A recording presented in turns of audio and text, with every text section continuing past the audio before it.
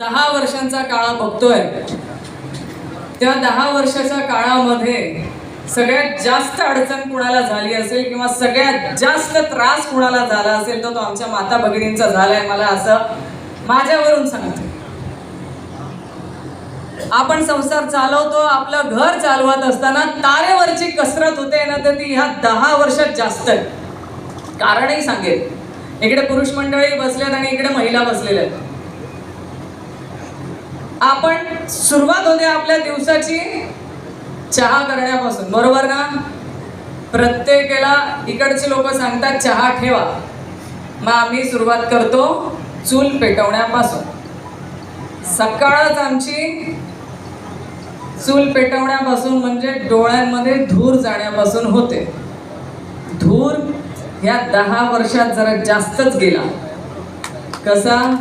आम्हाला पहिले काय सांगितलं, तुम्हाला मोफत सिलेंडर दिलं जाईल, उज्ज्वला गॅस कनेक्शन. मला माहिती आहे, माझी मुक्ताईनगरला एजन्सी आहे. ह्या माता भगिनींनी एवढा गोंधळ घातला होता, एवढी गर्दी, सिलेंडर पाहिजे, गॅस पाहिजे, सिलेंडर पाहिजे, गॅस पाहिजे. सरकारने मोफत दिलं गेलं, घेतलं, घरात नेलं, खुश महिनाभर.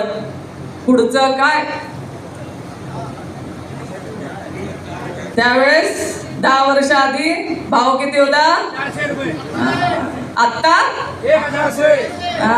ते 100 रुपये तुमच्या तोंडाला पानं पुसायला कमी केली. आता 1100 होता आधी, आता झाला 1000. म्हणजे 10 वर्षात 400चा झाला 1000. बरं, त्या उज्ज्वला गॅस कनेक्शन मध्ये गॅस आला, सिलेंडर आलं, मग आता सिलेंडर भरून देत आहे का सरकार मोफत? नाही.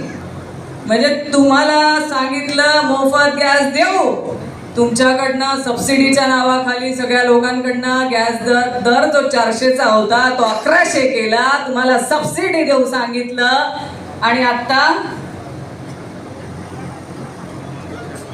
आता तोच 1100 ने 1000 ने घ्यायची वेळ आली आहे. म्हणजे सकाळपासून आपल्याला संकटात टाकलंय. आणि आपल्याला जाहिरातींच्या माध्यमातून काय सांगतात? मोदी की गॅरंटी. मी म्हणेल दिली आहे ना गॅरंटी, मोदीने दिलीच आहे. आपल्या आदरणीय पंतप्रधान साहेब आहेत, त्यांनी गॅरंटी दिली आहे. कसली? महागाईची. मोदी की गॅरंटी बेरोजगारीची. मोदी की गॅरंटी महिलांवरती अत्याचाराची. मोदी की गॅरंटी शेतकऱ्यांना हवालदिल करून दारोदारी कर्जबाजारी करण्याची. ही गॅरंटी मोदींनी दिली आहे. आणि हे तुम्ही केव्हा सांगणार?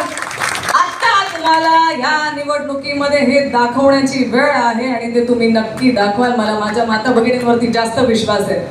आपण हिशोबात पक्के असतो. अर्धी वाटी साखर आणली तर 1 वाटी परत करतो शेजारींना. आता ही महागाई लक्षात ठेवायची. मला चिठ्ठी मिळाली आहे, लवकर आटपा. काय?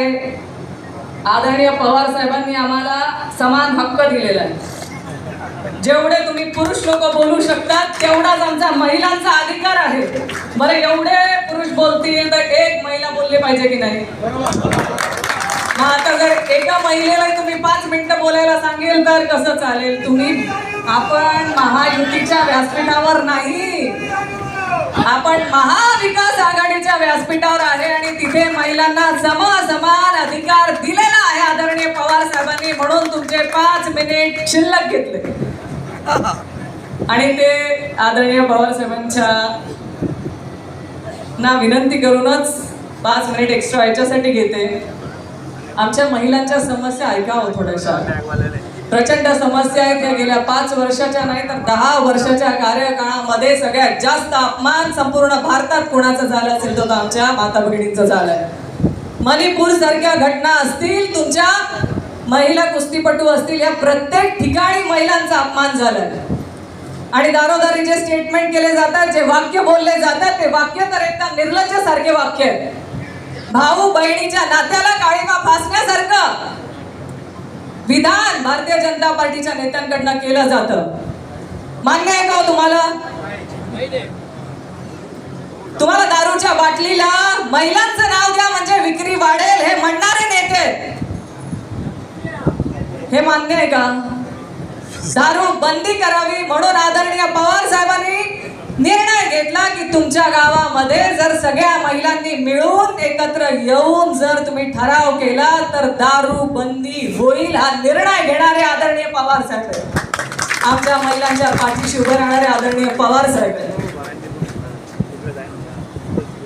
माझी माता भगिनींना विनंती आहे, त्या 13 मेला तुम्हाला सगळ्यांना मतदानासाठी बाहेर पडायचंय आणि महाविकास आघाडीचे उमेदवार आदरणीय श्रीरामदादा पाटील यांच्या पाठीशी खंबीरपणे उभं राहायचंय आणि तुम्हाला विश्वास आहे की तुम्ही त्यांना आशीर्वाद द्याल.